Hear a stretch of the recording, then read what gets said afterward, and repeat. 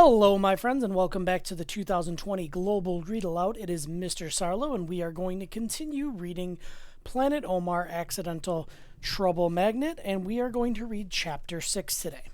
So, what has happened so far in the book? In the last chapter, we saw that Omar was getting ready for school, and he wanted to wear his favorite jeans and sweatshirt. But it was dirty. It had stains on it, he said, because his little brother threw a chicken wing or something like that at him. So his mom made him change before he was going to be able to go to school. And then he had to change. And then his dad was driving him to school. And that's where the chapter ended. So remember back in the beginning of this book, and kind of a theme that I've been talking about was his little brother Isa kind of made a scene in the mosque when they were at the mosque and they were praying and everything. His little brother blew the whistle, but everybody thought it was no big deal because he's little. And then his sister on Science Sundays has a habit of dropping things. And neither of them really got in trouble. But my prediction still is going to be that, trouble is going to find Omar because of this subtitle of the book. The whole series is called Planet Omar, and there are some other Planet Omar books. But being an accidental trouble magnet, okay, a magnet is something that attracts things, right? You might have a magnet on your fridge, and when you put it up on your fridge, it sticks to it, right? The metals attract to one another. And if you're a trouble magnet, that means that you're going to attract trouble. Okay, so I'm just wondering, I'm still making a prediction that I think when Omar is at school, some trouble is going to somehow find him. Okay, so without further ado, let's go ahead and get started on Chapter 6. The thought of getting into the car made my tummy feel like there were a million frogs hopping around in it, just waiting to leap up my throat. So I took a deep breath and imagined a better way to get to school. On a super awesome, magnificent dragon. That'd be cool. I could see him there now, just hovering beside our car and looking at me with a smile. He made me feel better about everything. The dragon bowed his head and flung open the car door for me, which made me laugh out loud.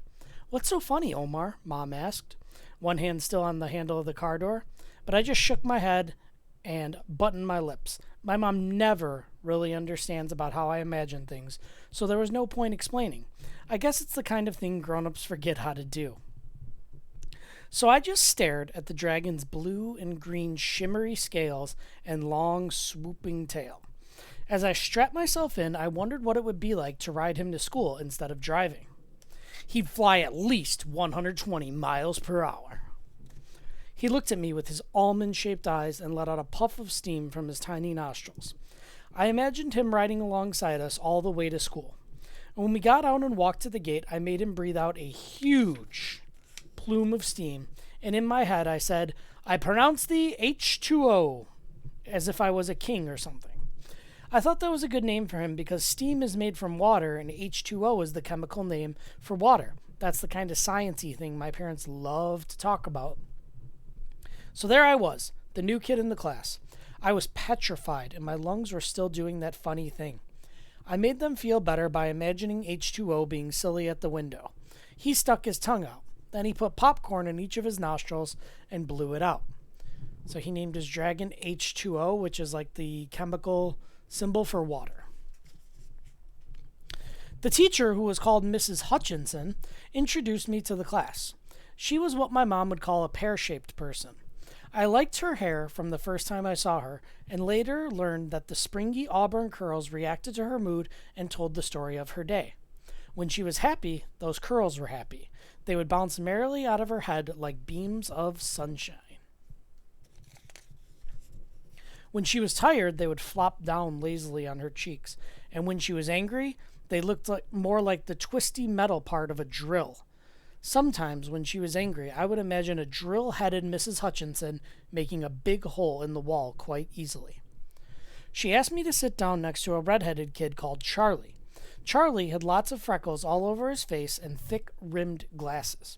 I thought he looked cool, so I smiled at him. He smiled back at me. He was missing one of his front teeth.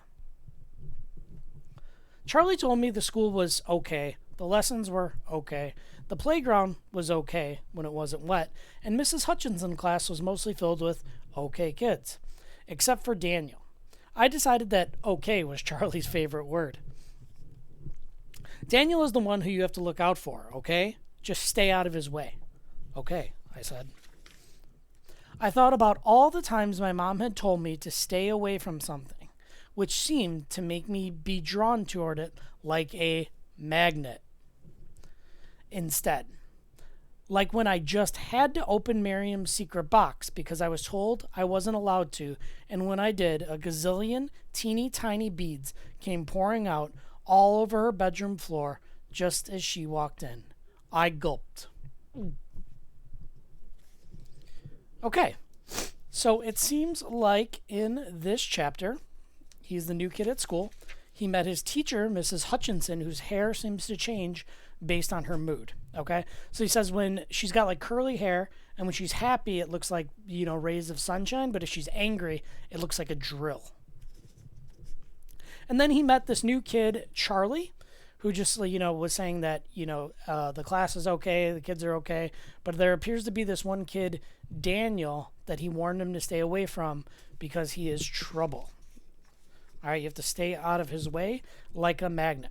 Then at the end of the chapter, Omar kind of says how, you know, when you're told not to do something, it makes you want to do it even more. Okay, and that's just kind of the way that people are sometimes. When you're told over and over that you can't do something, you might want to do it even more. But hopefully that does not, you know, if I was going to make a prediction, I would say that Omar's not going to listen to this kid, Charlie, and maybe go interact with Daniel, and that might lead him to get into some trouble. All right, so next time we have a video, friends, we will be picking up with Chapter 7, and I will see you guys then. Bye.